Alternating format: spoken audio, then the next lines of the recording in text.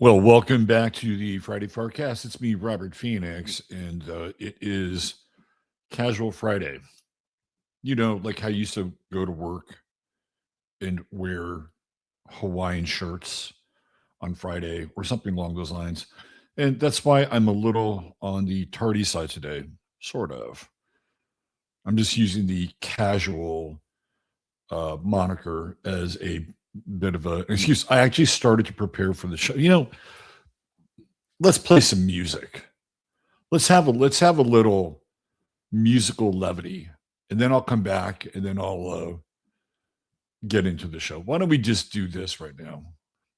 I played this yesterday over on 15 Minutes of Flame. It is fucking hilarious, and I think it sets the tone for today's show. Here we go.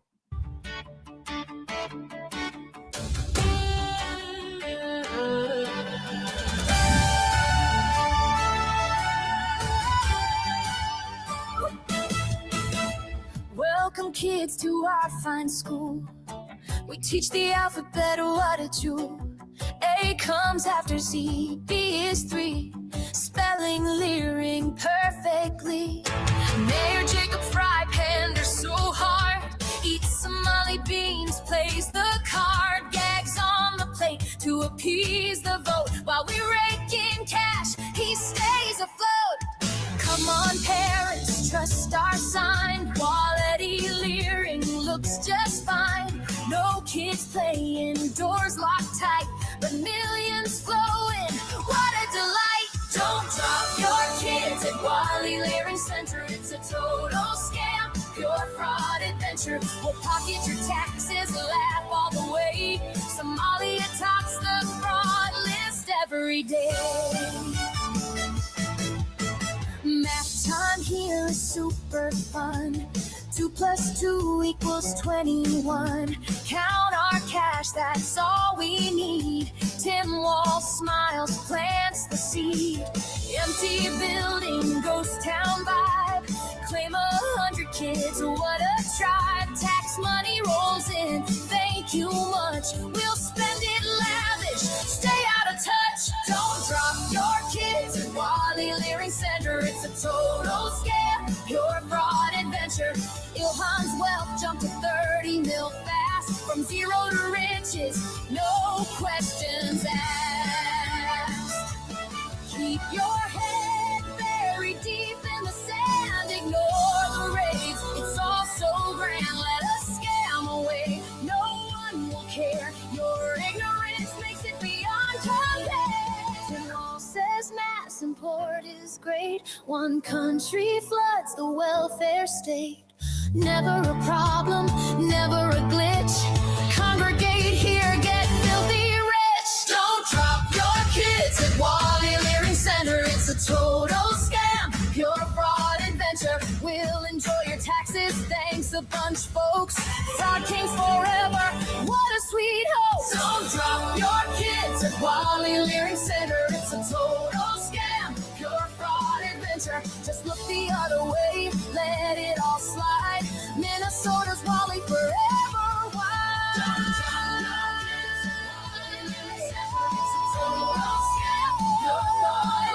Somalia fraud champs, we're proud and bold. Your money's ours now. Pure scam gold. Pure scam gold.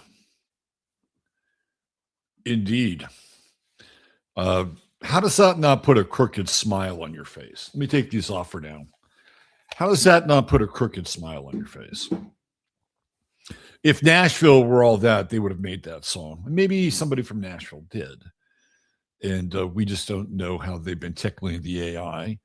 But Quality Leering Central, a true classic for 5 minutes of our attention span. And then we're on to something else.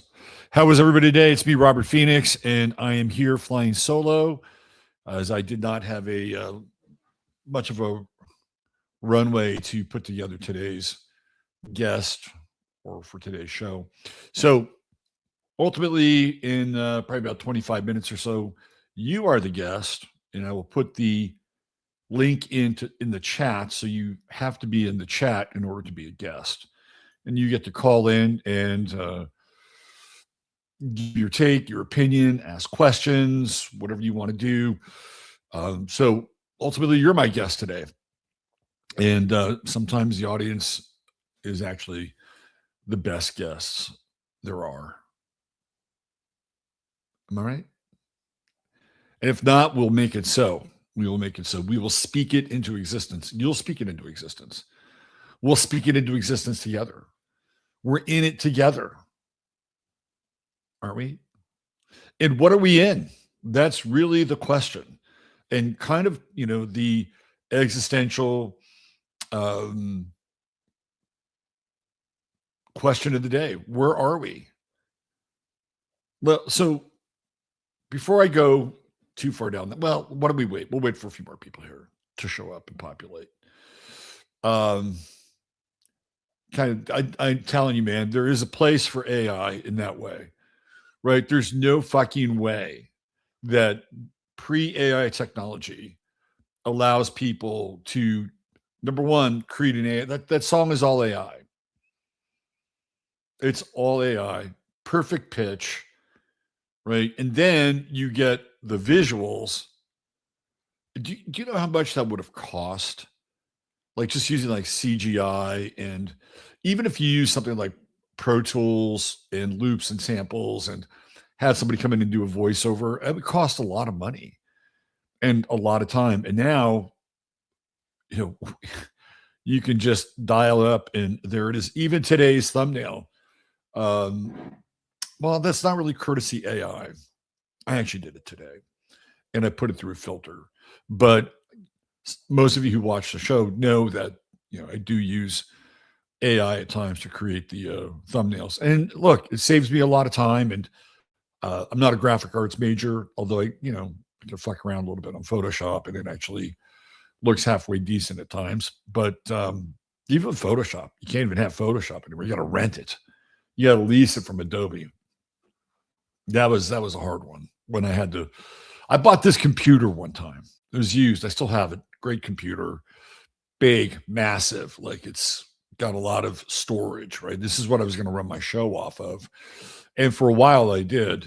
And when I bought it, it had everything that you could get from Adobe. I was like totally psyched. I'm like, look at this, man. I got Photoshop, I got Premiere, I've got all these, Suite, I got everything, right? Everything on Adobe.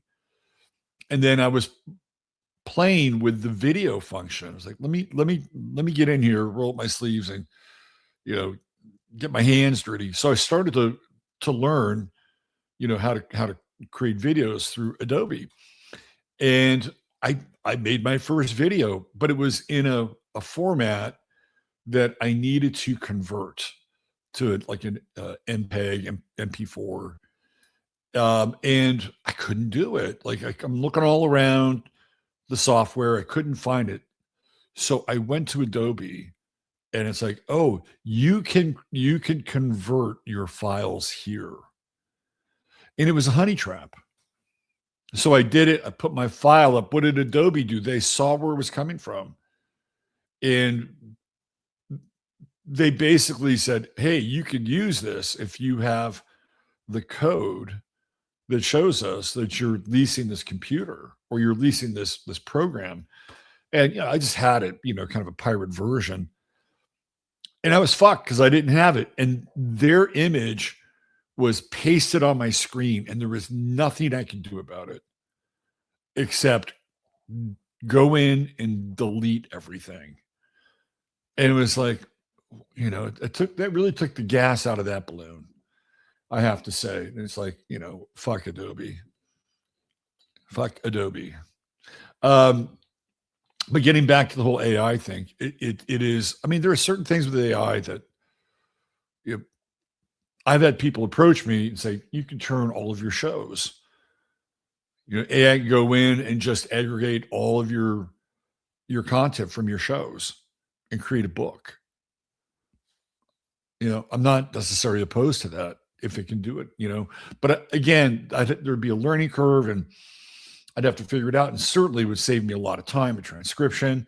So there are certain things here that can be very helpful to independent creators if you have sort of base material. If you have the raw materials, I mean, this is me because I'm kind of stuck in this idea that I need to do some things myself. And if you have that, then it can certainly help you aggregate and then collate and put it into a reasonable form that people can actually follow, digest. You know what I mean? Consume the form. I'm not opposed to it, but I guess my line in the sand is just leaning on AI. Like if I just put in some subject matter, like let's say astrology, conspiracy, geopolitics, history of the Illuminati, blah, blah, blah, blah, blah. Right. And I programmed that in and I said, and I want chapters.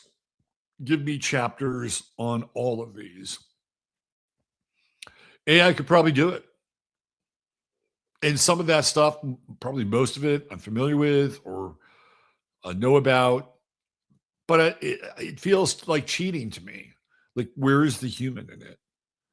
And I think most of you would probably agree, although there might be some of you would say, fuck it, it's a brave new world. And if I don't do it, somebody else will. And there's some truth to that too.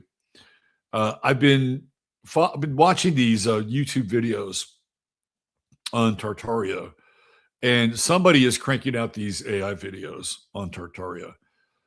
And they're really comprehensive. Most of them are over an hour long. And you can tell that they're AI because the images don't always match the narrative. And in some cases, the images are fabricated. And the whole thing with Tartaria is that it's, strange enough as it is. You don't really have to fabricate the images. A lot of them are already there or still there. So, but AI will go one step further and kind of lean in and add an imaginative element to whatever the subject matter is. In this case, it's Tartaria. And there's something about that is disingenuous. That doesn't mean I'm not learning things. I just saw a recent episode on the lighthouses, which blew my mind. And a lot of people have done work on the lighthouse. But when you really, this is the thing. We'll just kind of jump in on Tartaria a little bit because I think it's a really valid subject, particularly because we're in a reset. And it represents another time where I believe there was a reset and then probably a previous reset before that, at least 2, maybe 3. If you want to go way back, maybe 4, but I think that there's 2, 3 at the most where it's like there was something going on here, something big was happening, and it's not here anymore. But the remnants of that thing are here, or we're not being told the truth about it. We're given false historical narratives, and most of us, know about it, and to a certain extent, probably mostly agree upon it, right? But we're in that time, and because things are going away, and I talked about this the other day on the Astro Weather, which is the death of MTV, and you may think, well, it's not really that big of a deal. Institutions, shows, networks, they all die, and they all do. Everything kind of lives on. I'm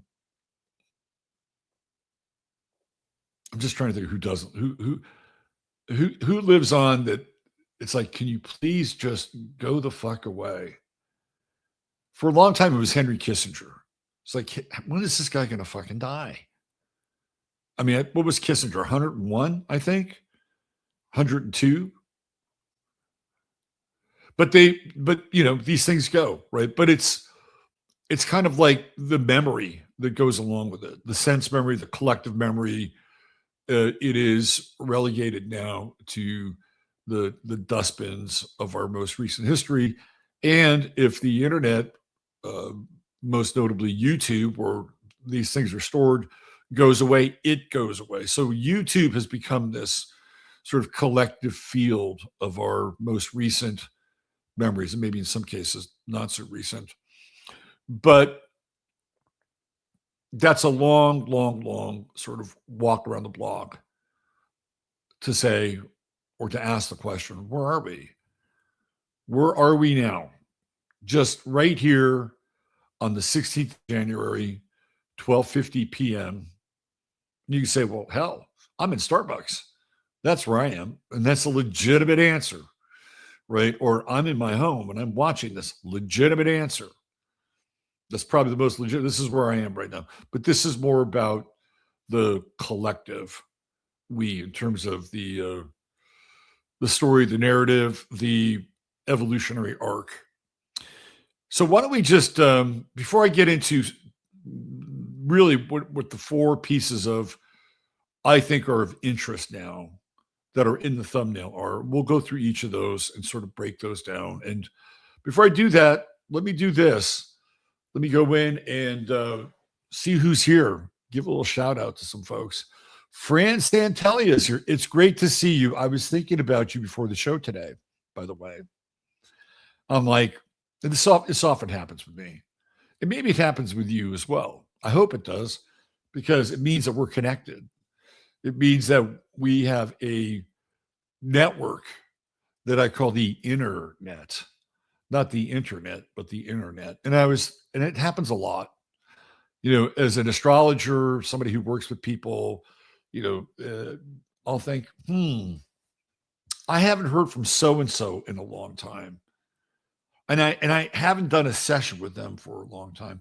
And what'll happen is that I'll have their chart sort of stored away on astro.com. And I only have 100 charts.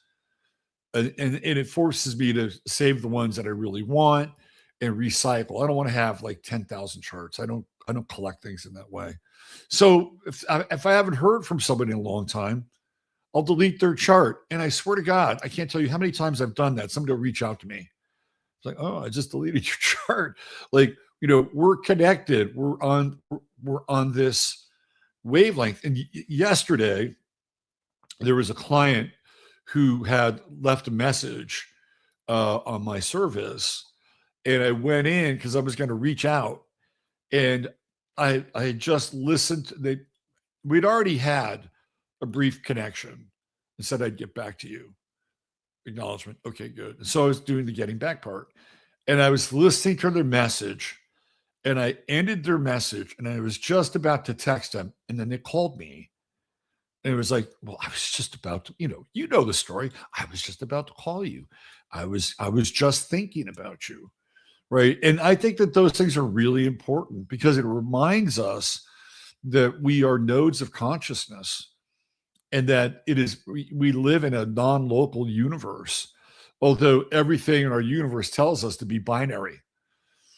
And in some ways, probably binary is better than not being binary, especially if you're under the age of 10 and your mother is a raging libtard who wants to turn you into a different sex because she thinks it's good parenting and it will make her popular with her in-group. That's not a place where non-binary is really, I think, functional. But getting back to Fran, I was just thinking about Fran today because I saw her pop in to another stream, and I didn't get a chance to acknowledge her. And I'm like, man, I hope Fran comes back so I can see her and acknowledge her. And here you are today. So thanks for being here, Fran, because you did a couple things. Number one, it's just good to see you, your little thumbnail. Number two, you reaffirmed this idea that our consciousness and our attention and our intention is an aggregator of experience and people and the ability to network between those things. It's an affirmation. So thanks for being here. Sometimes we don't even know that, right? Sometimes, we don't even know that our presence or the thing that we're doing, completes a loop or a circuit for another person or another experience. Most of the times it's positive. Sometimes it's not, at least on the surface. And all of a sudden you show up and you're in a weird situation. I'm going to get into chat, but I have a story to tell about that. This was back when I was living in Seattle, and some of you don't really know me. I'll give you kind of a bit of an insight. I have a very restless nature. I'm very restless. And when I'm doing things that can feed my restless nature, I'm cool, right? It's like, we all have this. For some of you, it's about exercising and staying fit, and it drives you. And if you don't do it, you get really antsy and you have issues around that. So we all have this thing inside of us, kind of like the driver, right? The driver. In astrology, I'd call it the quincunx or the inconjunct. So I was living in Seattle. This is around 1989, 1990. And I was really restless in my life. I was working at a restaurant, not even a really good one. Eventually I wound up working at another restaurant. And I was married, but I was like creatively unfulfilled. And I just left San Francisco from a really super dynamic and really creative time working for San Francisco Magazine, which is now out of business. One of the great years of my life, 1988. And for whatever reason, man, I thought Seattle's the place to be. So we after we got married, we decided to disconnect from the lives that we were building and go live in Seattle. It seemed to be like a bit of the promised land. I'd been there in 1986, and it was gorgeous. And this is the Seattle trap. You go there on a nice day. You get up there on Cap Hill and you look down and go, oh my God, this place is fucking amazing. You got these great views. At that time, super nice people, good food. I think I could live here.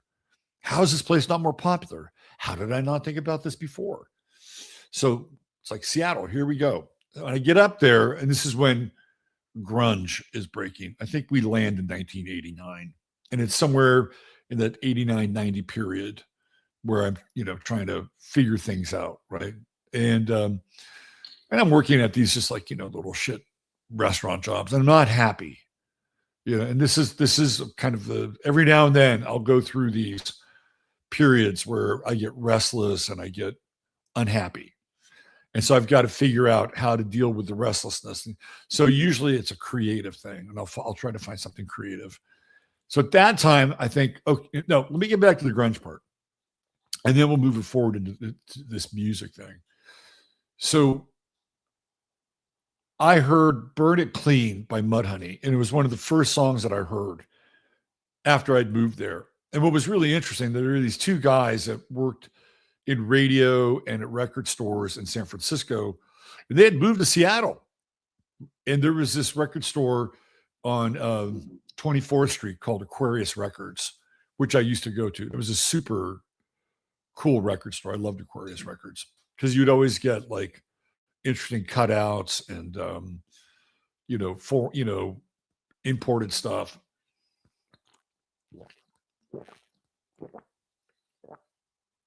And the people that worked there were hip and on the tip of the scene. Literally punk rock, new wave. It was an interesting place to aggregate and hang out. So they were there. I'm like, cool, look at that. We've got some San Franciscans that are living here. Looks like I might have made the right move. And I heard Burn It Clean by Mudhoney, and it was the first time I'd ever heard grunge. It was the first time I ever felt old. It's like, whoa, I get this. I get this song. I get it. But I also feel like not really me, right? This is not, I get it. I went through the whole punk rock thing, but I'm not ready to go as kind of nihilistic and noisy around this. But I still wanted to find something kind of musical that I wanted to be a part of. So at that time, I think, well, maybe I'll join a band. That's what I'll do. I'll find some people I can collaborate with, and I'll join it. So I put an ad in this newspaper, and I got some interesting replies. And one of them was from this guy. He calls me up and says, hey, man, we're looking for a singer and somebody can write lyrics. Do you want to come over and sing with us? And I'd done a little bit of it, nothing, really serious, but I fucked around with the band while I was in college, and, we would just get together and jam, and it was, and sometimes it was fun, and we would hit the groove, and other times it would be like, we're just wanking off. Right. So I go to this house in Seattle, and there's the young guys. These are young guys. And looking back on it, I mean, I was still pretty young. I was 29. They must have been around 21, 22. So they're about 6, 7 years younger than me. And these guys were grungy. They were grungy. And there was a drummer, bassist, guitarist. So I go to this house, and I had some lyrics written, and we get there, we start jamming, right? And the drummer, it wasn't Dave Grohl, but looking back on it, he really reminded me of Dave Grohl. He smashed the shit out of the drums. He was really, really good. And then after he got off the drums, he got on the guitar, and he wailed on the guitar better than the guitarist in the band. So the guitarist was the guy that called me, and he's the one that got me to show up. So then he goes back into the house to go do some, I don't know what, take a piss or whatever. The other two guys come up to me and they say, "Hey man, we're thinking about splitting from this guy, but we really like you. We're wondering if you'd be cool just like hooking up with us." I'm like, what did I get into here?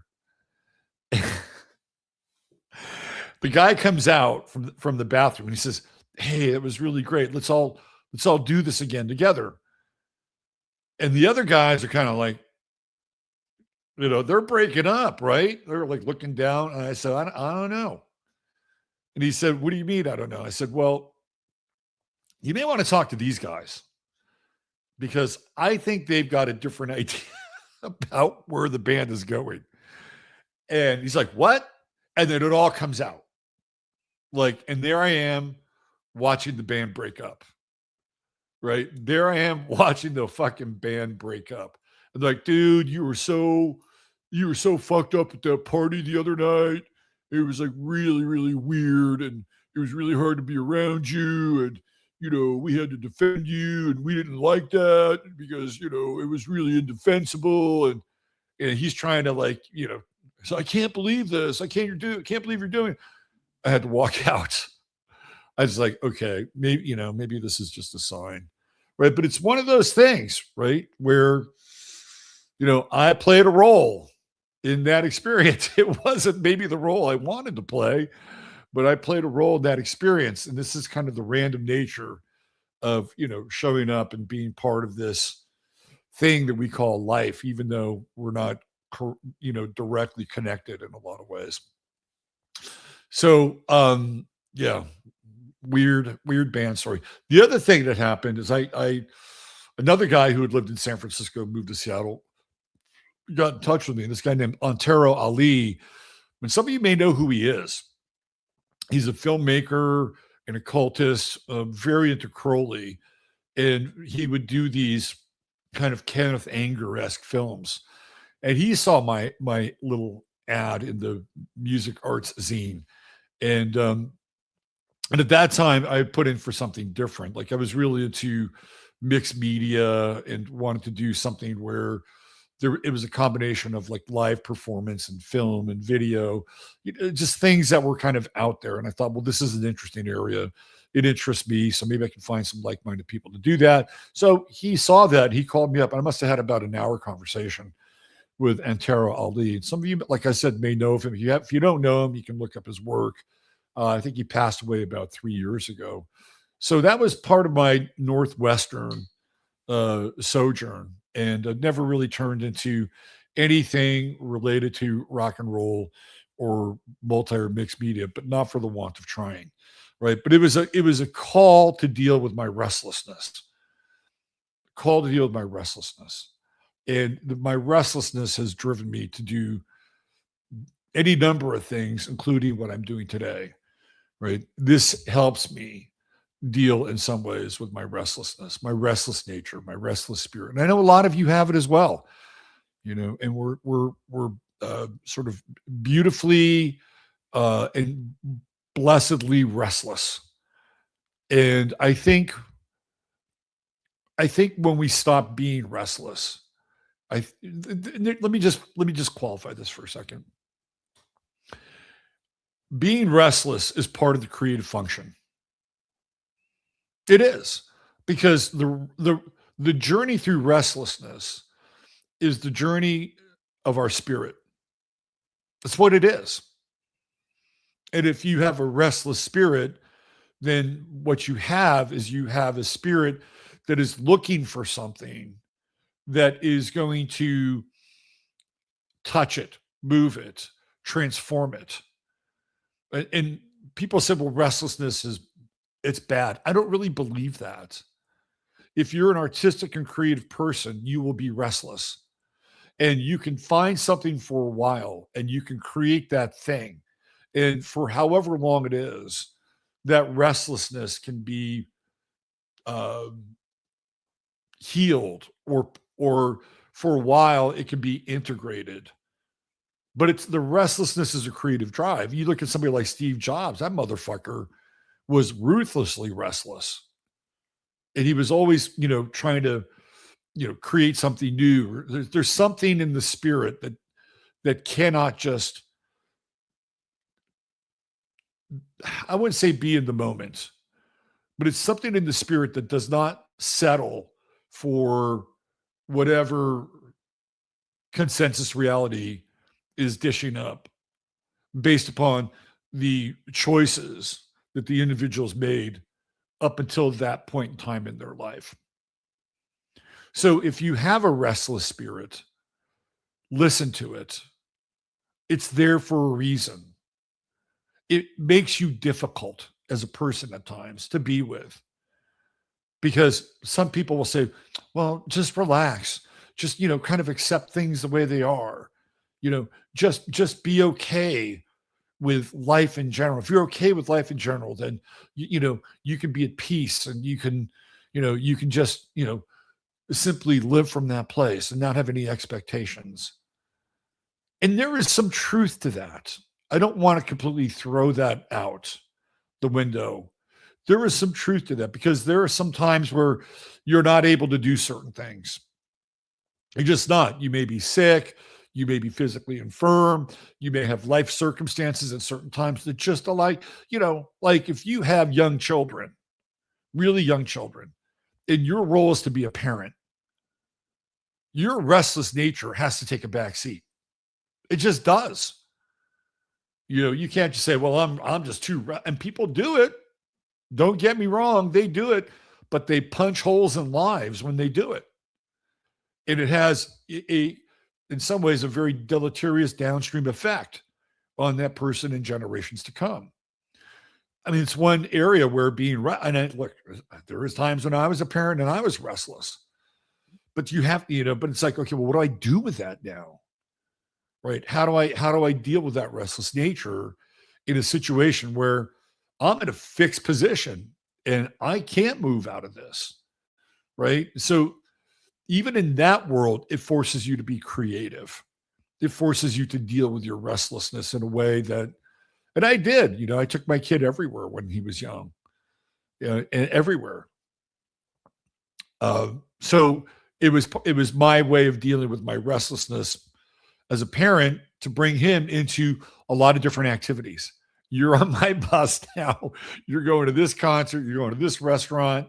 You're going to this event, and you're going to see as much of this as you can, because this is a way for me to feel alive and stay in the flow. And you're a part of the flow now. So that's how I dealt with it as a parent. My kid got lots of experiences. And, these things are seeds that take root in an individual. And one of the things that I would do with my son when he was really young is I would take him to all these different restaurants, and I exposed him to, a variety of cuisines really early on. And we would watch Tony Bourdain in No Reservations. And for me, that would be me dealing with my restlessness vicariously through Bourdain's adventures. Right. So we watched all those things. We watched all those shows together. And what is he doing now? Well, he's in the hospitality world, and he's becoming one of the best mixologists and bartenders in Fayetteville, Arkansas. And he's really taken to this almost like an alchemist. Right. So I can look back and say, well, my restless nature, my need to discover new things and, new foods and new cuisines and, all these, all these different, parts of me that I needed to have. In a good way, it's impacted him. And I kid him because I, when we would go out to a restaurant, I would generally eat at the bar and he would be with me, right? And I would joke with him and I'd say, all those times I used to take you to the bar and we'd eat. Look, I think it's paid off for you, right? And in some ways it is true, right? In some ways it's true because it's kind of ingrained in his world. And he's a Pisces, so I think he's really good with it, right? Like at least in that environment, he's found his niche. I swear to God, he's almost like a freaking alchemist. He's doing things with libations that are really, really interesting. So tip my cat to my son as a byproduct of my restless nature. So here we are, right? This brings us to where we are now. And let me just kind of touch in with this period or this kind of this checklist. And I'm going to go into chat and I'm going to look at some comments and then I'm going to, I'm not going to waste a lot of time. I'm going to open up the lines. If you have anything that you want to talk about, whether it's what's going on in the world, what's going on in your inner life, the creative process, the act of being restless, and is that something that you struggle with? And if you do struggle with it, how do you deal with it? How do you deal with a restless nature in a world that wants to have very fixed solutions or very fixed stations in one's life, where people just settle for, a 2-3 and a 2-car garage? Like, and can these two things be mutually compatible? And I know as a parent, I had to work through that. And I had to find ways in which I could explore that and still be there, consistent and available, while at the same time kind of honoring this restless nature of my spirit. And I think it's a good topic that I'll throw out there. All right, let's do a quick check on where we are in the holosphere. We'll call this the holosphere today. We have, number one, we have the Venezuelan operation, which is still happening, right? And the reverberations of the Venezuelan operation, Operation Don Roe, right? Don Roe operation in Venezuela. That's happening. Now, let's just talk about Venezuela for a little bit before we move on to some of these other things.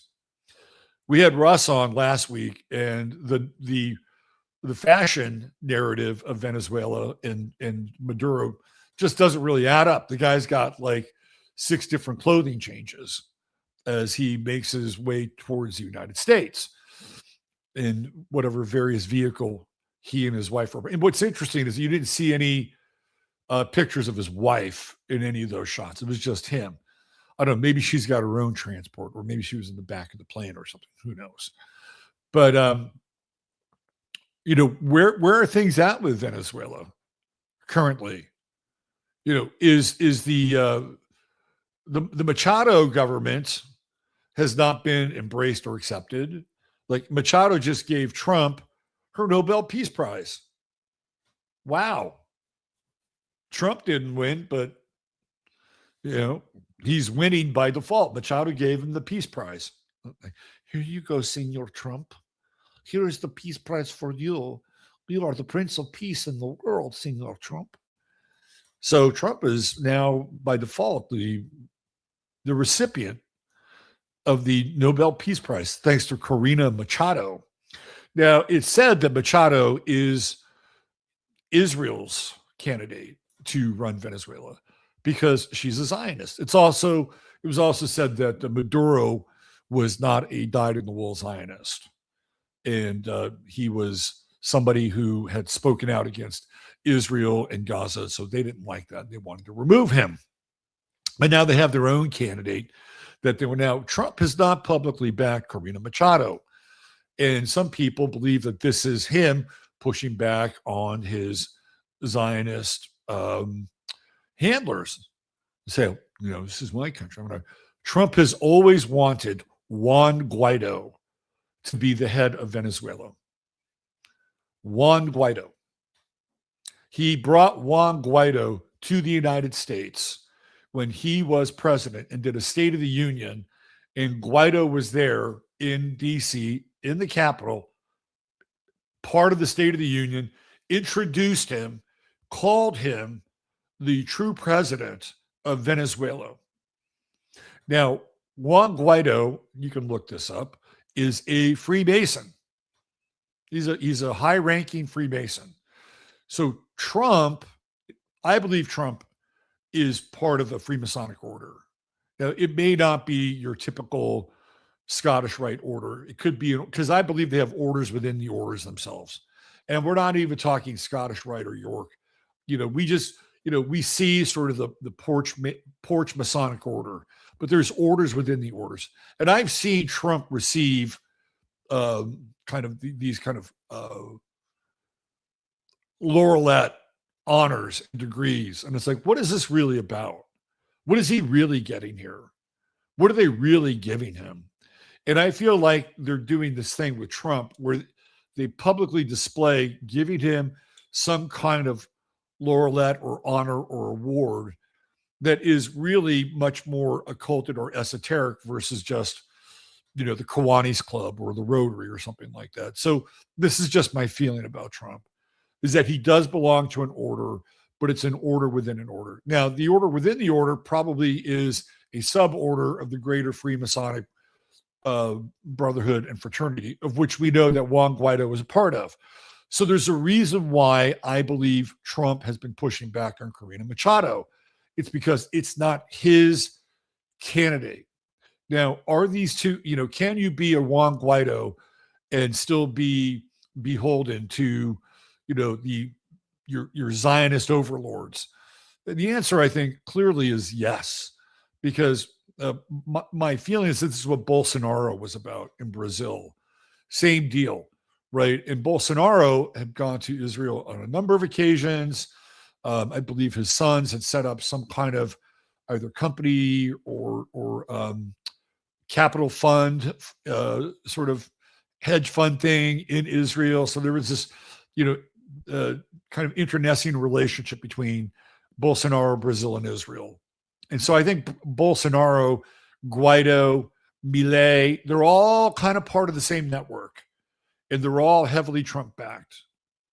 So Trump pushing back on Machado would be more along the lines of him wanting his own candidate, and maybe not necessarily pumping the brakes on the next female, Zionist puppet like Scheinbaum in Mexico, right? Like he wanted his own man, but his own man is not necessarily that far afield from the candidate that they want to put in there. Okay, let's drop that for a second. Then you have Delcy Rodriguez. She's in hiding, nowhere to be found, because she's afraid that she's going to be removed next. I don't blame her, right? And she was apparently Rodriguez and Maduro's wife were, in many ways, the brains behind the scene, the power behind the throne. Maduro starts off as a bus driver and is elevated through the ranks via Chavez. But it's these two very powerful matriarchal figures, and Delcy Rodriguez's family has been involved with Venezuelan politics for decades, right? So there's this idea here. I'm going to throw out one idea. Just try to put it out there, and I want to know what you guys think when we open the lines. There's this idea that, and I believe it's from Renette Senum, and a good friend Claire sent me this idea, that this is Trump pushing back on the British crown and the British banking cartel along with the Chinese. And this is a way for Trump to break those chains which are theoretically have bound us to the crown vis-a-vis the birth certificate, the all caps, that we're chattel for the crown, that every single one of us is part of a corporate ledger sheet, and the crown being the corporate city of London.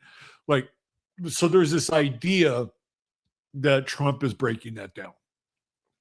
I have to throw that out there, right? There's this other idea with Venezuela that this is part of a hegemonic expansion of the republic. And I talked about this on 15 Minutes of Flame and its spheres of influence, and how there's already a deal in place between China, Russia, and the US where the world is going to be chopped up. It is going to have a geopolitical kind of realignment. And the Western realignment will stretch from Greenland and the tip of the North Pole all the way to the bottom of Argentina and Tierra del Fuego, right? And then Russia will get its territories, including Europe, which Europe is terrified of, and China will get its territories. That's another idea. Put it on the table, right? We have spheres of influence. We have an agreed upon apportionment of what the world is going to look like after the three big players of it kind of go through the motions and do a lot of local wars, a lot of regime changes. Boom. We have Trump basically taking on the crown, and not just the crown, but also sort of the older ruling class, the so-called aristocrats, the blue blood and the black nobility of Europe. And this has to do with Greenland, right? Because with Trump wanting to go into Greenland, apart from this idea of spheres of influence, what it means is that he's basically breaking his NATO accord and his NATO treaty. And by doing that, it takes us out of the post-World War II narrative and story where all these countries have bound together so that they don't allow another Germany to happen. And in that regard, the new Germany was Russia, right? So by doing this and by going into Greenland, what Trump is doing is basically saying, I'm declaring war on Western Europe. Whether it's England, whether it's Germany, whether it's Denmark, all of whom have some degree of interest in Greenland. Number one, supposedly Greenland belongs to Denmark, right? And Trump's like, fuck you. You can't get in here and mine all those rare earth minerals the way that we can.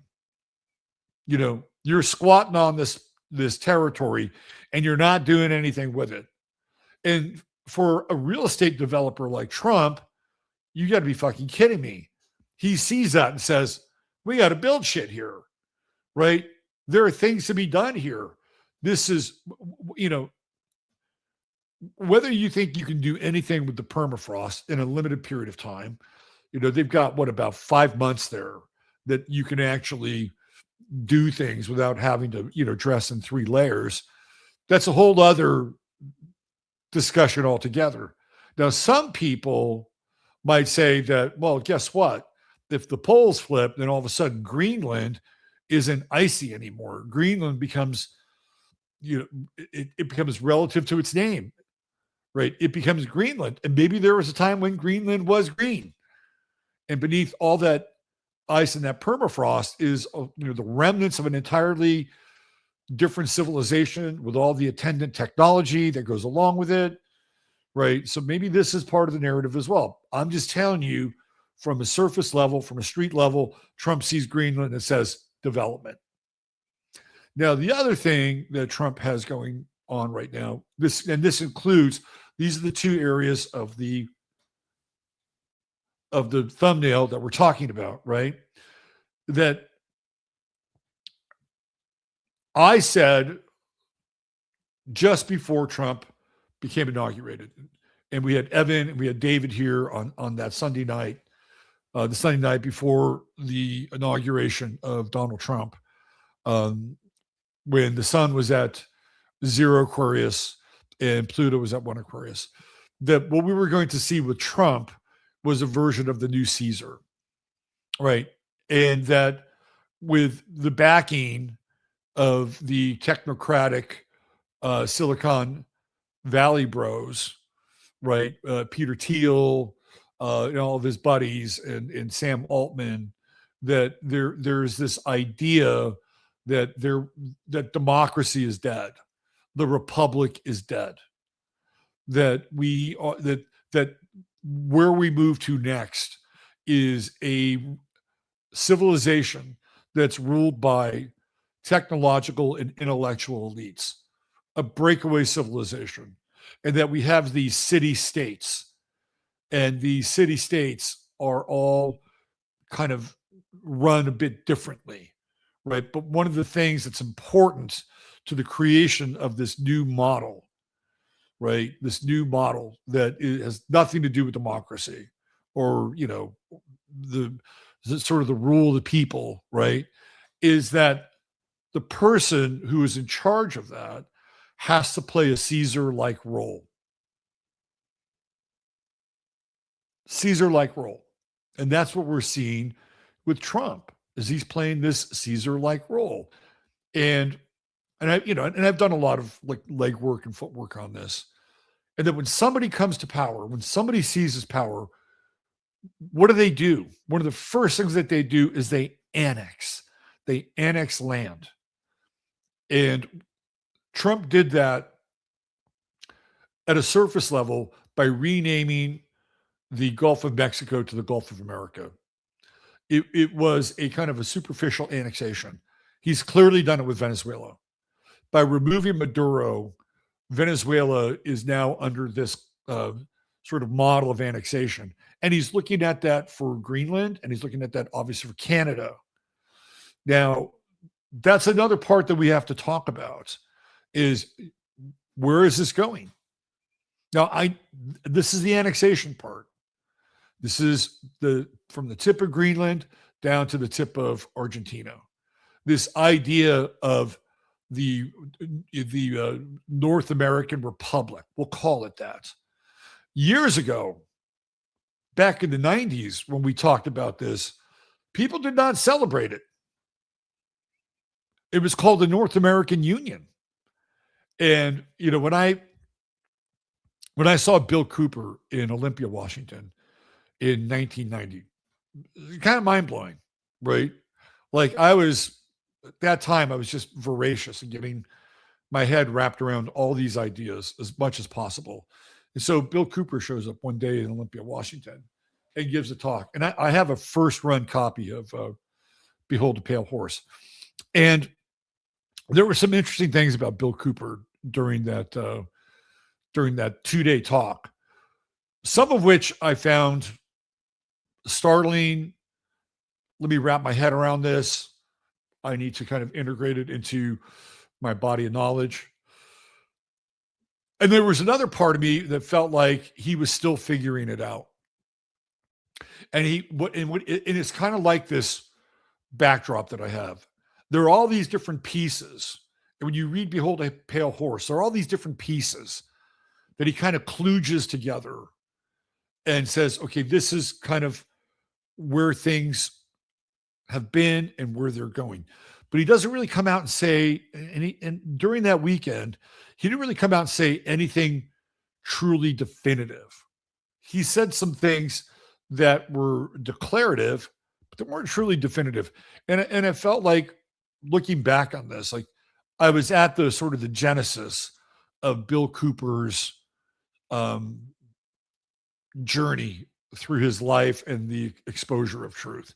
And he was still pulling it all together. But I got to tell you, this was at Evergreen College. This would never happen again because Evergreen would never let anybody like Bill Cooper within 15 miles of the campus.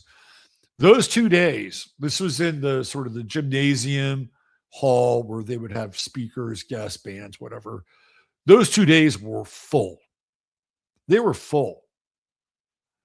And this is from somebody that was just coming out of the woodworks.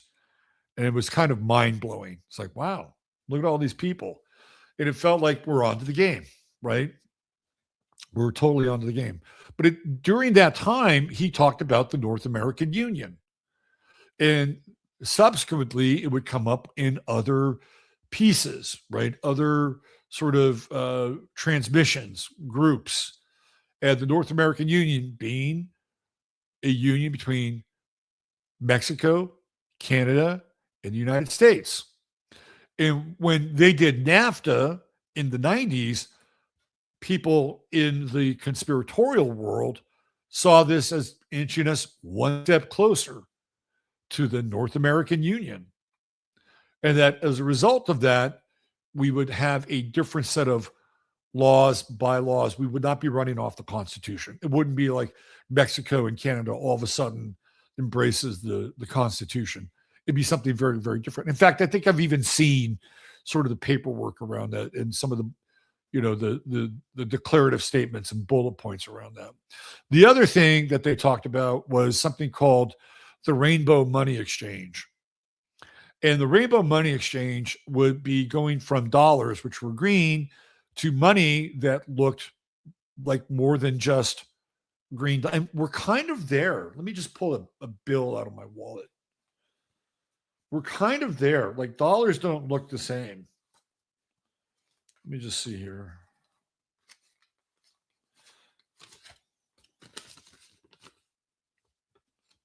I'm looking at my 20, and it's not as distinct as a Benjamin. Some of these are older bills, but you guys have seen some of the money that looks like it's got traces of red and pink and blue. And of course, we have the digital strips in the money, which are supposedly there. You can see the digital strip right there, that are there for counterfeit purposes to make sure the counterfeiters can't get their money passed, all the George Floyd, right, in Minneapolis. But that was considered a heresy back in the day. So this talk of joining Canada and the United States and South America, which is a much more expanded version of the North American Union, was a blasphemy, right? That would have been one of the signs that we were headed towards a new world order. So again, I'm throwing this out there. This is just the Venezuela, the Greenland thing. We've already talked about the war on NATO, the war on the crown, the spheres of influence, the chopping up of the geopolitical map. And now we're looking at this through the lens of, well, we're going to give the North American Union, but it'll just be different. It'll be different. It'll be expanded, but it's the same kind of version. And if you were somebody who at that time, or you blanched at this idea of the North American Union, and a lot of people did, then where are you now? Do you have the same gag reflex around what's happening that you had with the North American Union? Or is this something different? Is this something better? Is this something that is the plan to make America great again? Is conquest and the annexation of other countries in the Western Hemisphere based on the Monroe Doctrine, does it get your patriotic blood moving? Does it make you want to go out and fly the flag? Because I think for some people it does. Because as a country, we have been used to not winning for a very long time. And a lot of that is by design. It's about demoralization. And we go down and we pluck out Maduro when there's clearly a case to be made, like maybe he's part of, another international network, that there's vote changing going on there, that there's drugs sort of passing through, that there's human trafficking. Certainly they traffic their not best people when the borders were open, thanks to Biden and Obama and the Democratic brain rot that was running this country, and opened the borders. And we got a bunch of Venezuelans and we got their gang members, right? So that's all part of it as well. And there are some people like, oh, fuck them. Fuck them. Fuck that process. Fuck Maduro. Fuck Venezuela. We won, son of a bitch.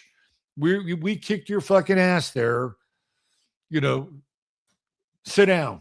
And any other country, you're next. And if you have that response, I don't necessarily judge you. I don't judge you.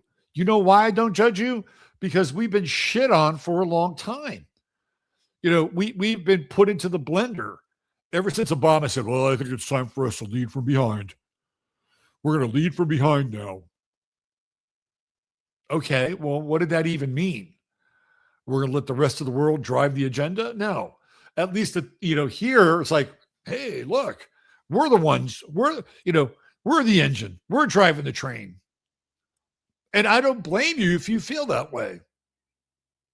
Because in a lot of ways, you've been conditioned to feel that way. You have. If you've been down and demoralized and down, you'll take a win any fucking way you can. Right? What's the saying? A drowning man doesn't look at the color of the skin of the hand that's about to save it. Right? But it doesn't. You'll take any hand if you're a drowning man. And so we've been drowning in demoralization. So when we see this, it's like, Team America, let's go. I don't have a lot of judgment around that if you feel that. But on the other hand, I also feel like a lot of this is socially engineered so that, we get to this point where people will accept that. And how much will we accept? How much will we accept in the name of winning? Right? Will you accept a digital ID that is just completely bathed in patriotism? Right? That the digital coin and everything about it has all the symbolic markings of being a patriot and an American. And really what it is kind of this bait and switch. But what it does is it affects your psychology. It clicks in with your sense of exceptionalism. Would you be okay with that? And it's like, back in the day, they were going to call the new currency the Amero. The Amero. It wasn't going to be the Canero or the Memero. It was going to be the Amero. So if we have a currency that in some ways, is a sign and a signifier for our experience, will you be more inclined to jump in and say, buy Amero, right? Or whatever it is they call it, the Patriot dollar or the Patriot buck, because this is how these things work. Right? This is social engineering in action. And I'm not saying that these other things that I'm putting on the table aren't real or true. Some of them could be very real. Lots of agendas get taken care of in movements, right? Lots of agendas. And some of those agendas are in lockstep with other agendas, and some of them aren't. It's the nature of reality, right? You know it. Sometimes there are compromises made. Okay, you do that, we'll do this. We do that, we'll do this. And this will happen. Yeah, okay, fine, we'll do this. And if most people are on board, they're on board and go, okay, we're good, we're done. Let's do it, right? Venezuela, ongoing story. Lots of different ways of looking at it. Lots of different facets to look at Venezuela. And a lot of it depends on, I think, and this is reality now, whatever reality is, a lot of it depends on your lens, your prism, your disposition, who you are, and your expectations of the world that you want to live in. And it's based on that you'll view these certain things accordingly. And you say, I believe this to be true. And you believe it to be true because that's what you want. And I'm not saying it's wrong or a lie or an illusion. That's up for you to decide. That's up for you to navigate. That's up for you to do the math and let it sit with your spirit. But when you open the lines, we'll talk about some of this. Let's talk about Iran, part of the thumbnail. What the hell is happening in Iran? What the hell is happening there? I'm not sure anybody can really, and we can say, oh, wow, yeah, we tried to do a regime change there. Didn't go very well. It was, kind of this, regime change pre-ejaculation. Didn't really go well. And now the people that were involved in the regime change are paying the price. And that Iran is like, fuck you, out with your regime change. I think it's fascinating that they have enough resources to go through and try to flip Iran and try to flip Venezuela at the same time, try to flip Greenland It's like, man, those are a lot of resources you're throwing at these countries. Maybe you throw a little resources here over here in the United States. Remember those $5,000 Doge checks that people were supposed to receive? I bet you a lot of people right now would feel real nice in the middle of winter getting the $5,000 Doge check. Go a long ways to pay their electrical bill, their heating bill. Now, I'm going to give Trump a little credit here because I'll give credit where credit is due. He's deciding that he's wanting to put a ceiling on energy costs because, his buddies with the data campuses have been fucking energy sucks and have been running up your energy bills. So Trump wants to put a cap on it. Well, what is it? What are the utility companies going to do? The utility companies are, well, this is what the energy costs. Somebody's got to come up with it. Somebody's got to pay the price. The energy companies will say, okay, well, fine. If there's a cap on the energy, well, guess what we'll do? We'll limit the energy. You'll have rolling blackouts. You'll be able to use energy at certain points in time. If you want to do the math on it, we'll do the math on it. Right? So I hear where Trump's coming from. I hope he's able to do it because energy costs are through the fucking roof. And it's just another layer of life here in the 21st century where a lot of people are finding it very hard to make ends meet. So maybe he's actually listening to the people for a change. But again, what are the unintended consequences? Sure, we'll make sure that the energy is capped, but somebody's got to pay for it somewhere, right? So it's like, well, we'll just limit the amount of energy you can have. That would be the most simple solution to not being able to charge for the energy. I think maybe the better solution is to get the tech bros to basically kick in for the fucking energy.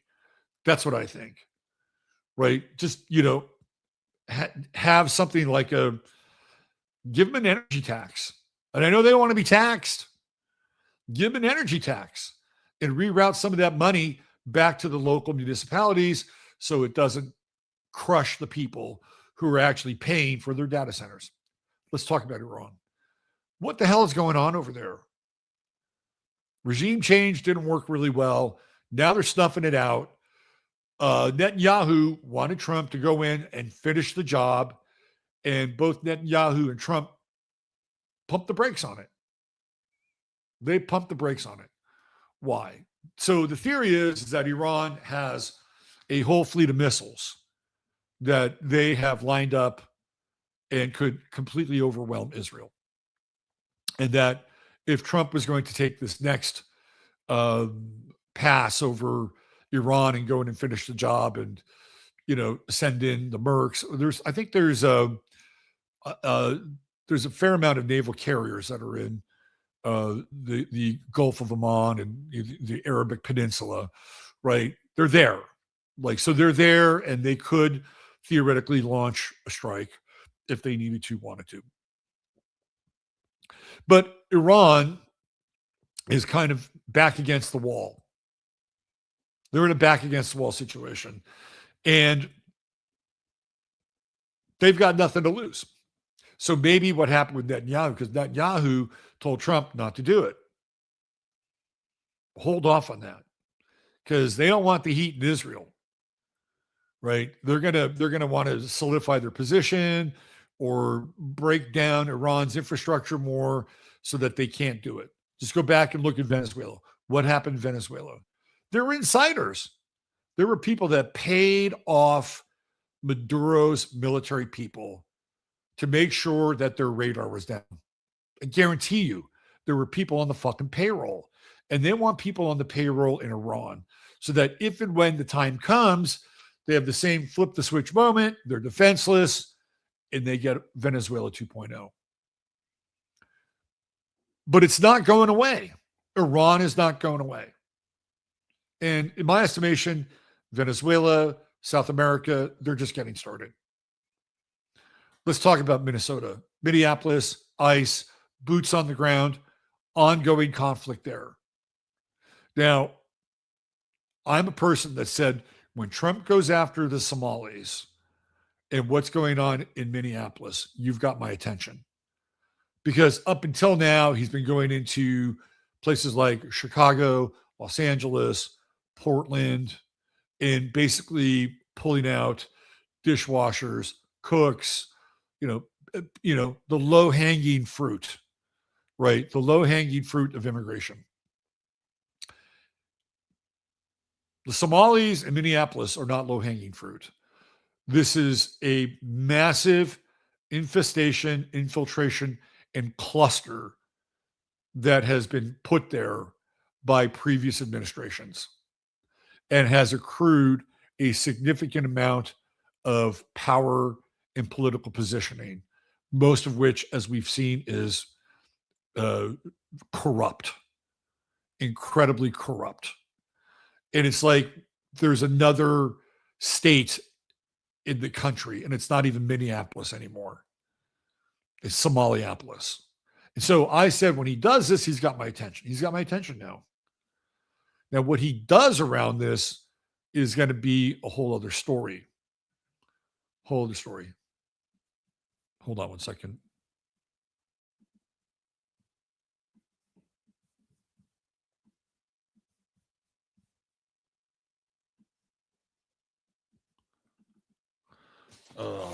Give me 1 second here.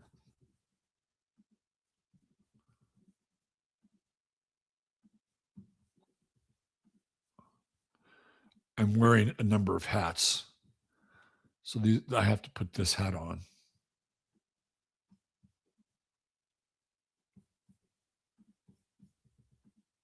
Give me 1 second.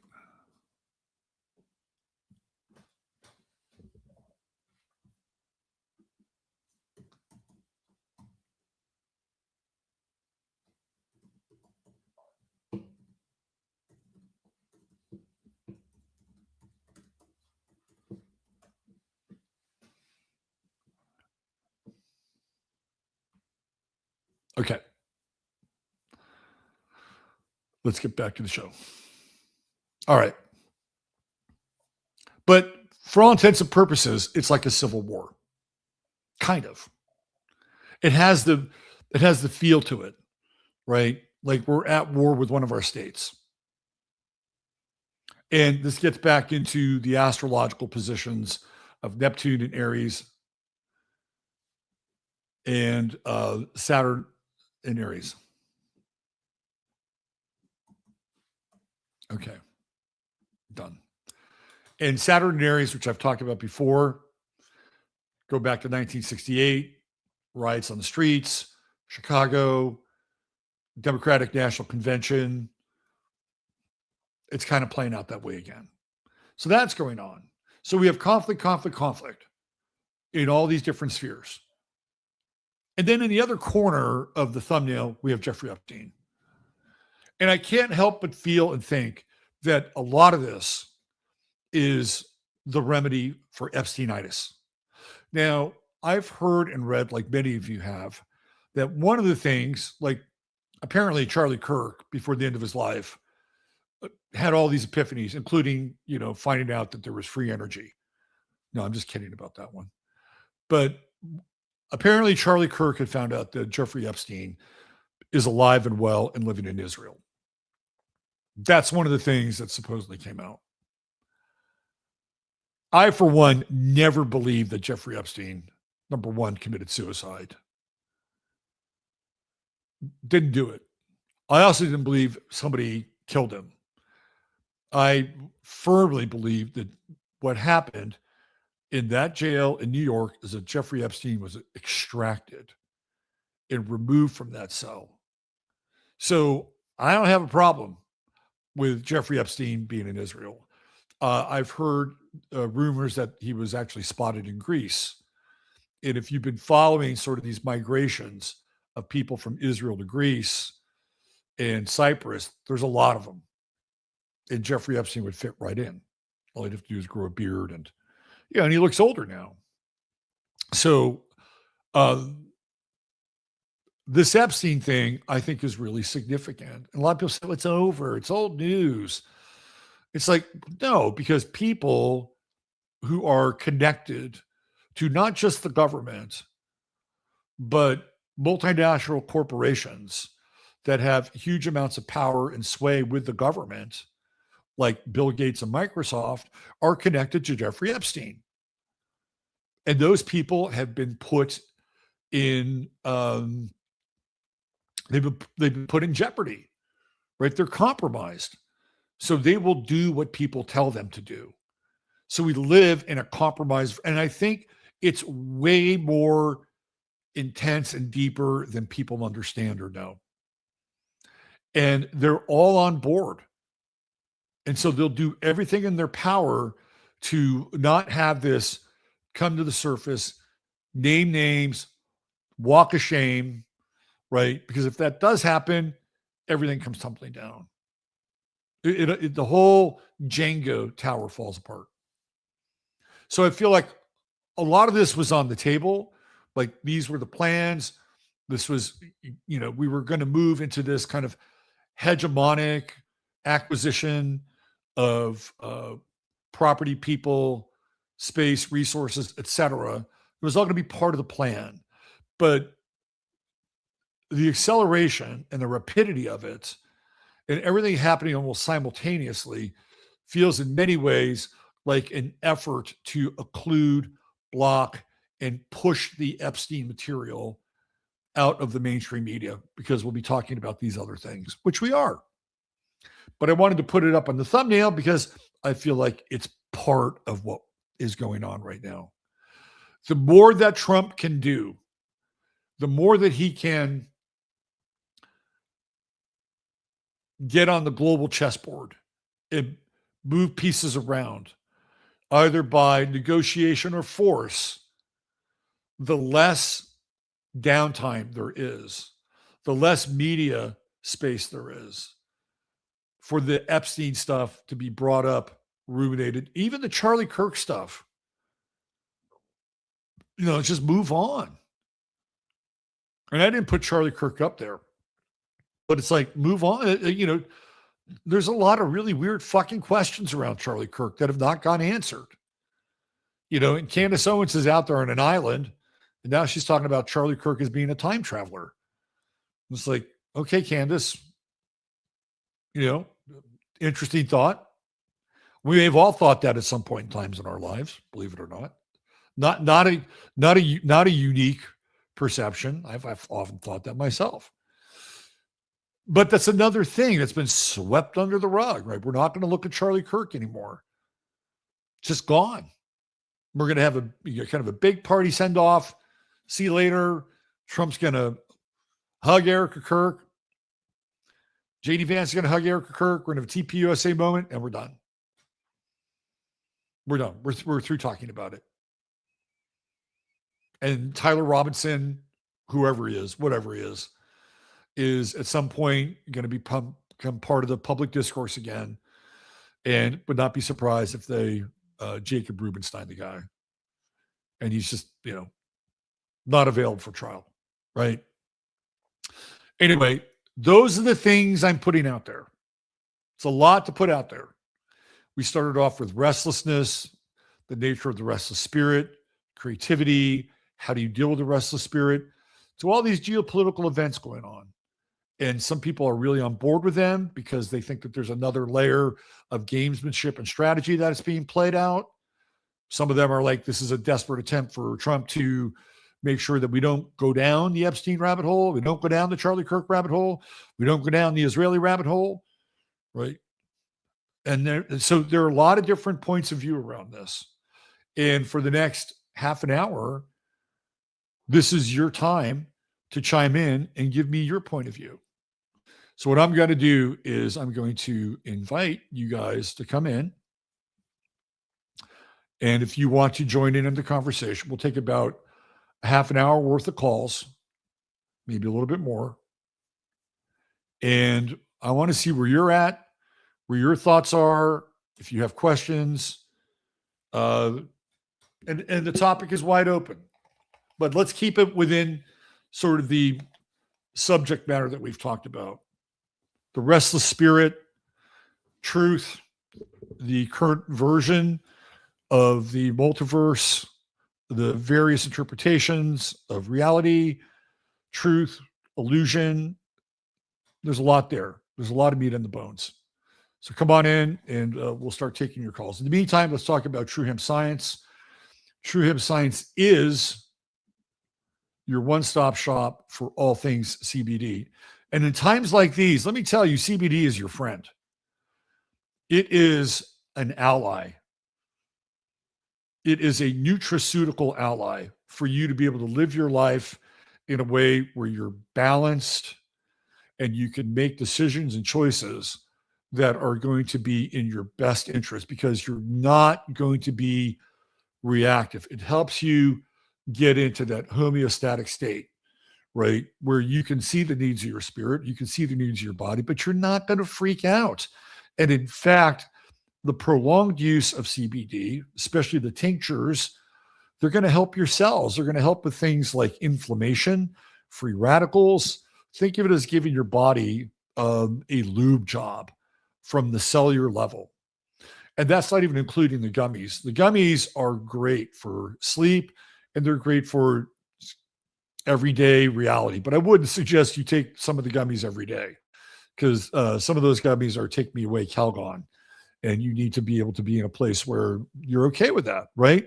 And you're adults and we all make choices based on our body and our pharmacology. So I'll leave that up to you. In the meantime, there's a first-time buyer's option that if you go to truehempscience.com and you join in, you will get 20% off your first order. And if you spend $100 or more and type in 15MINS, you will get the goodie bag along with your discount. It's a great, great deal. So if you haven't tried True Hemp Science, go there, check it out. You can even make an appointment with Chris or one of his staff, and they'll walk you through everything that you need to do. Okay? All right. There you go. All right. The lines are open. The lines are open. I don't have a phone line to call into, but it's in the chat there. So if you want to jump in and join in the conversation. Oh, my son has just told me he's going to go skydiving on his 22nd birthday. Cool. That's a cool. How many of you have skydived? I've never skydived before. I've paraglided off the side of a mountain, but I've never skydived. I would not be opposed to it. Do you want to skydive? Is it on your bucket list? If you have skydived, maybe you want to come on and tell us about it, about what your experience is. That'd be cool. What else is happening? What else is going on out there that we could talk about? We still have this. No, I'll leave that alone. We still have this major alignment, Capricorn, the end of the old order, the end of the old time, as these Capricorn planets move towards their connection with Pluto, the transformation of the old age into the new one. Looks like we have somebody joining us, and it is Ms. J. Hello, Ms. J. I can't hear you. You may want to check your audio. You are, let's see. I've got the volume up on my end. Oh, we've got Janine also. We're going to put Janine in here, but we're not. Hold on a second. Let's see. Hold on. What can I do here? Janine, I haven't added you to the stage yet. I'm going to work with Miss J. Miss J, I cannot hear you. Let's see. Miss J, why don't you figure out your audio? Because I can't hear you. And then I'm going to bring Janine in because I know Janine knows how to communicate, and not that you don't. Let's bring I'm going to take Miss J out, and then let's add Janine to the festivities. And we're taking a while here for Janine to come through. All right. Waiting.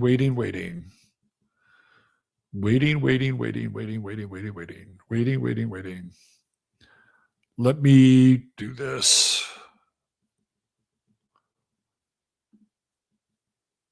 Oh.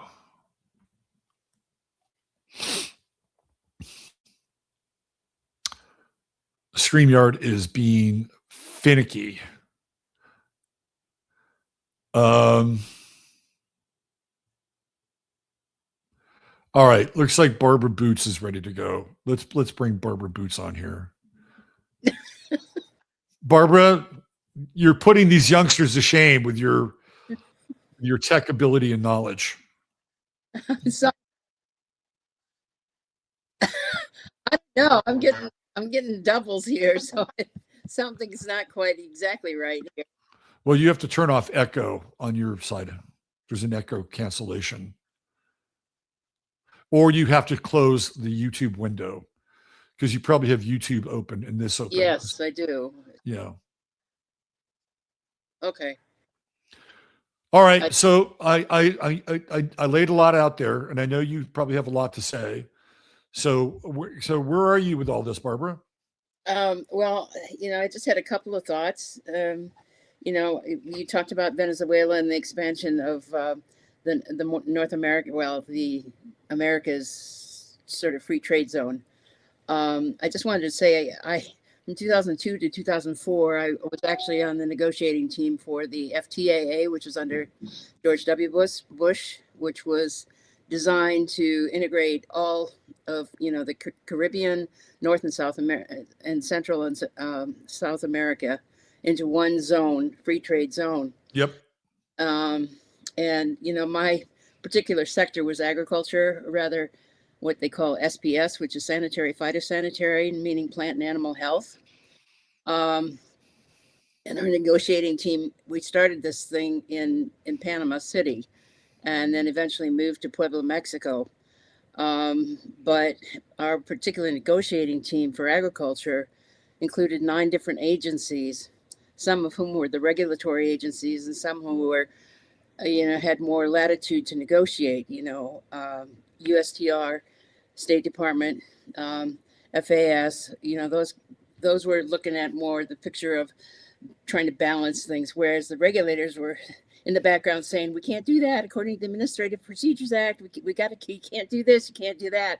So it was very interesting balancing these two competing visions of how you put together something like that. But behind it was the economic notion of comparative advantage. In other words, what one country was good at, another one might not be quite as good at, but they would be good at something else that would balance the relationship. Did you take into the fact that Jamaica was really good at reggae music? No. No, I was focused totally on SBS. Oh, well, they also grow really good weed there down in Jamaica. I know, but that was not Barbara, have you ever been stoned before? Yes. Really? Yes. How long has it been since you've partaken of the leaf? 50 years or more. 50 or more? Yeah. Wow. Okay. I wanted to just, curious minds want to know. Of course. Well, no, I mean, remember I was a hippie for a period. So let me just say something here. That's a lot of expertise you're bringing to the table. Right? A lot of expertise. Back when Bush was president, doesn't matter which one it was. Right. The Bushes were despised by people in the truth movement. Yeah. Right. That they were connected to Skull and Bones. Yeah. That they have this background with building up the Third Reich. Right. And of course, the Carlyle Group and all these things. George Bush comes right out at the beginning of the Gulf War and starts talking about the New World Order. So for people like me, right, anytime you mention the name Bush, we get the TV screen at 2 a.m. in the morning back in the 1960s, right? Yeah. It just all goes to kind of gray snow because we know that this is a very deep establishment insider family that ultimately hires Dick Cheney and Donald Rumsfeld to be the architects, right, of what happens ultimately on 9/11.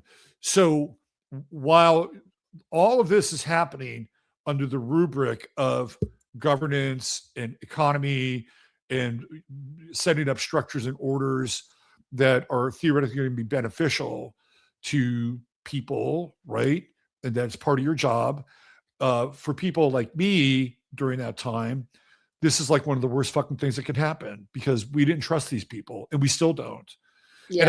And I know that at that time you were doing a job and you were probably, I don't know how aware you were of some of this other stuff, but I certainly, yeah, that's what I'm saying.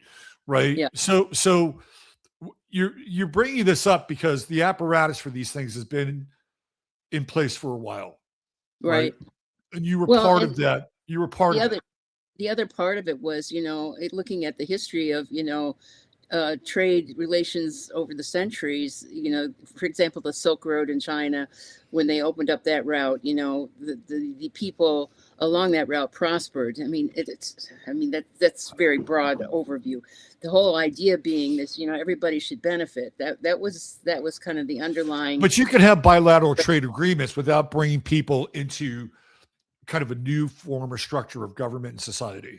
Well, that's true. I mean, I don't think it, again, my piece of this was just agriculture. And we were not talking about government structures. I mean, another group was doing IPOs, international property. What is it? Not IPOs. It's anyway, the idea that that like the Chinese are always stealing our technology, that sort of thing, trying to prevent that. But I mean, the whole idea was, to try to set up a network that everybody benefits. That was the idea. But of course, what I was not aware of at the time is all the other stuff that was going on in the background. Right.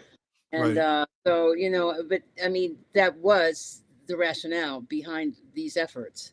And sure. we did complete the Chile free trade agreement. Agriculture is always a huge sticking point because one man's,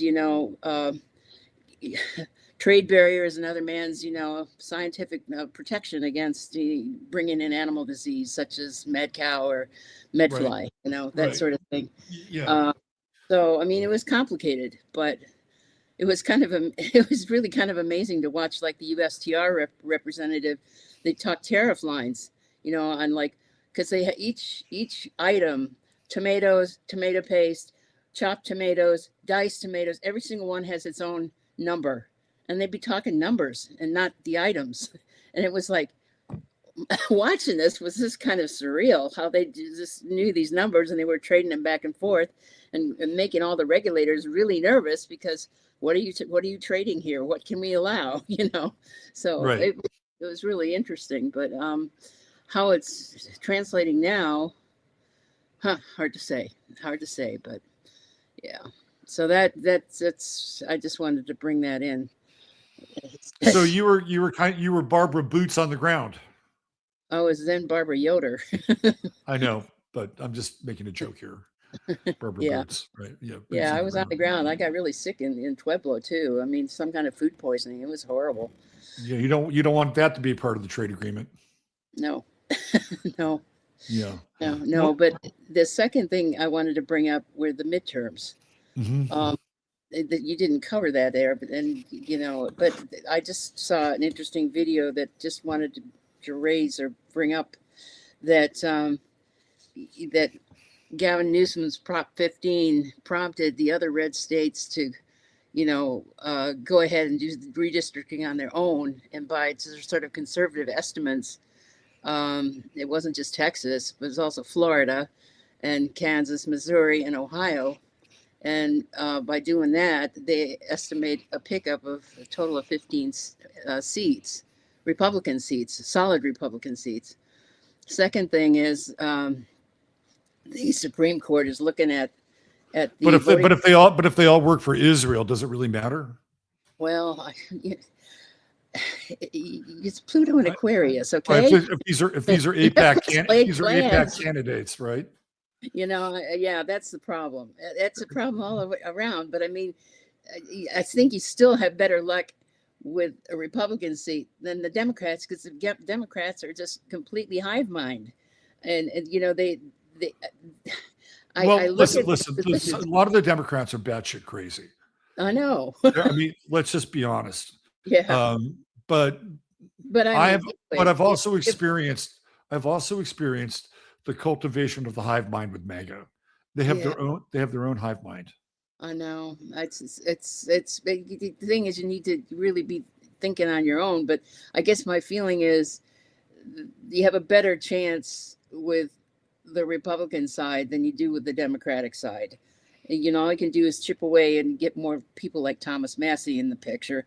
But I mean, if the Supreme Court strikes, was it Section 2 of the Voting Rights Act, then that will force even the Democratic states to, get rid of racial gerrymandering, which will have another potential impact of 19 seats.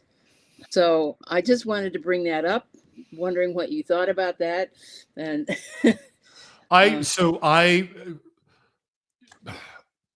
don't believe that we can solve our problems politically. I agree. I just first of all, we're a house divided and we're way too divided. Yeah.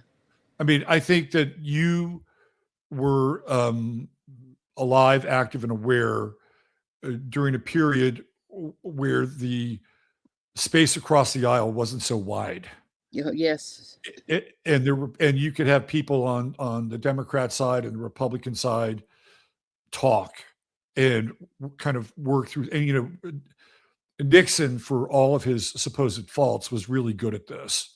Yeah. And he would bring people from both sides of the aisle together to come up with ideas and solutions.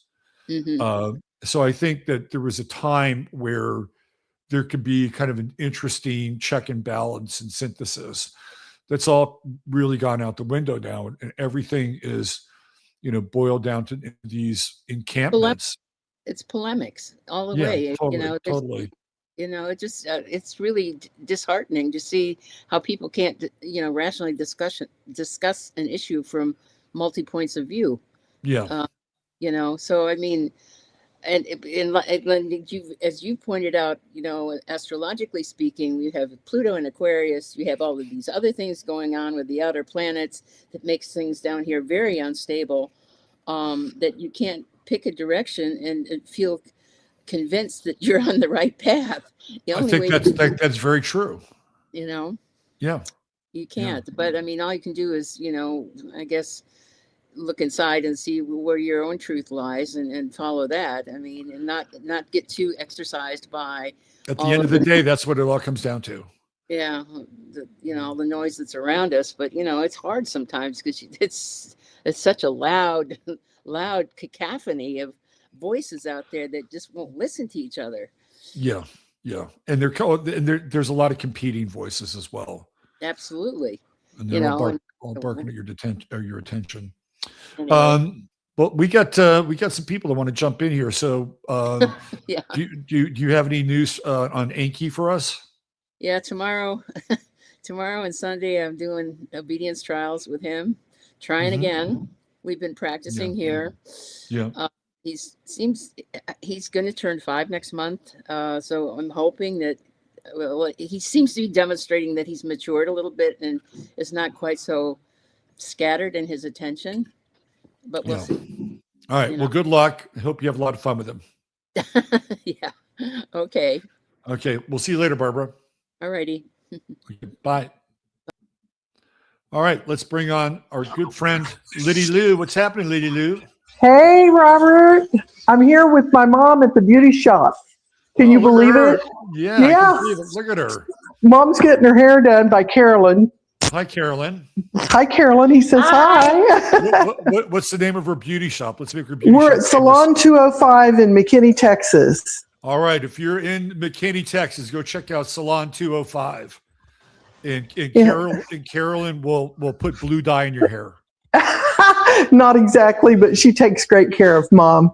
The girls here have been wonderful to Mom. Yeah, cool. Well, Yeah, I wanted to just chime in first off to say hi because I've missed you, and I know you've been through a lot, and it's kind of crazy. I've never done StreamYard before, but it snapped on so quickly and easily. Here I am, and say hi to Chateria, which I love so much. good. Hi to everybody. Beautiful. Beautiful. I have a couple of thoughts. Did you see that Riley Gaines is running against Thomas Massey for the Senate? Riley, Thomas Massey, Thomas Massey is a congressman. Right. Oh, okay. Well, I may have gotten that wrong, but she's running against him. I thought it said the Senate, but did anybody else see that? I just saw that on this morning, and I thought that was kind of an interesting thing. She's pretty pissed off about the fact that women haven't really stepped up to support women in sports, as though women are second-class citizens, I guess. And so she saw this as an opportunity. Probably she had a lot of encouragement by people that are not Massey fans, is my guess. And they are looking. I don't see that. Well, something's happening. I thought you'd be onto more than what I saw and find it interesting. No, so I'm looking at news around Riley Gaines. Riley Gaines said she had to wrap her baby in a bulletproof blanket. That's the big news for Riley Gaines. Bulletproof blanket. She's very happy over Trump's testosterone levels. Of course, she's got some issues with women's sports.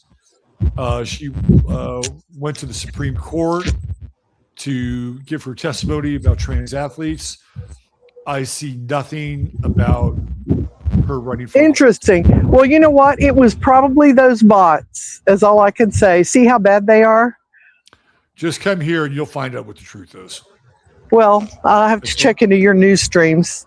Yeah. And about Epstein, I saw a picture of him on an island some time ago after he was supposedly extricated out of prison.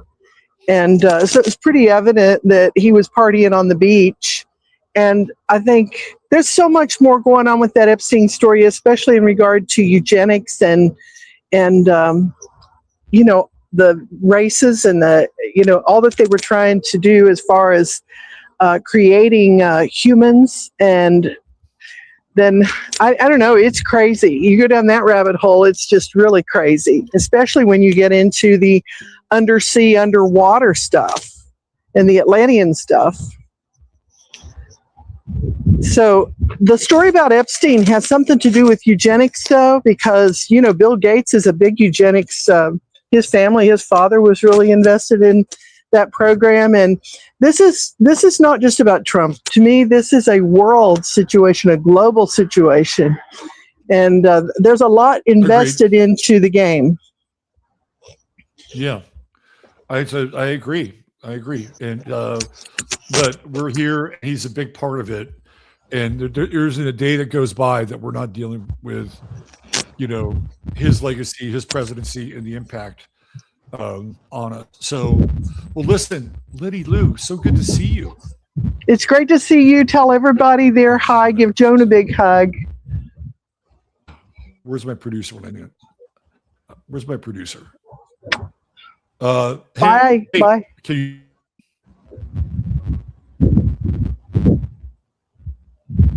Yeah, because it's cutting out.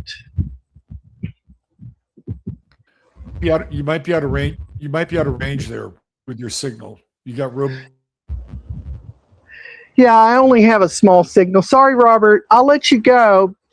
Just take care and know that my heart's with you always.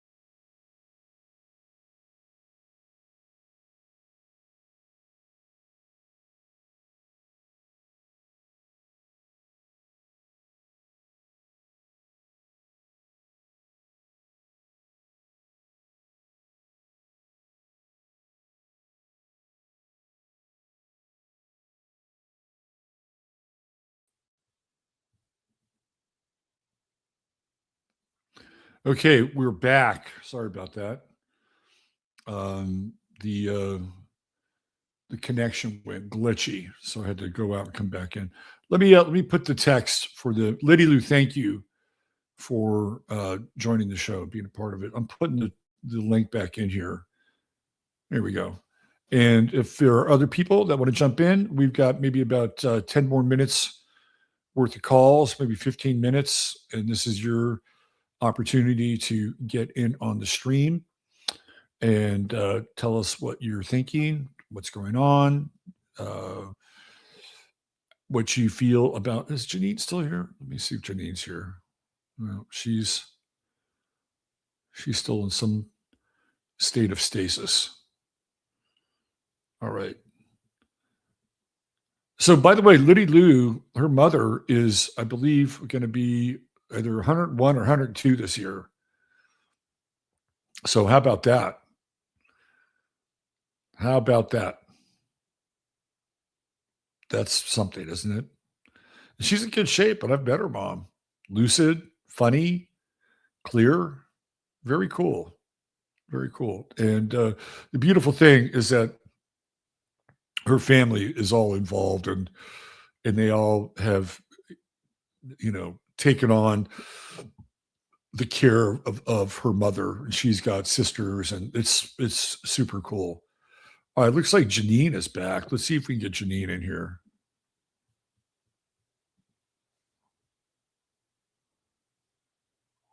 All right.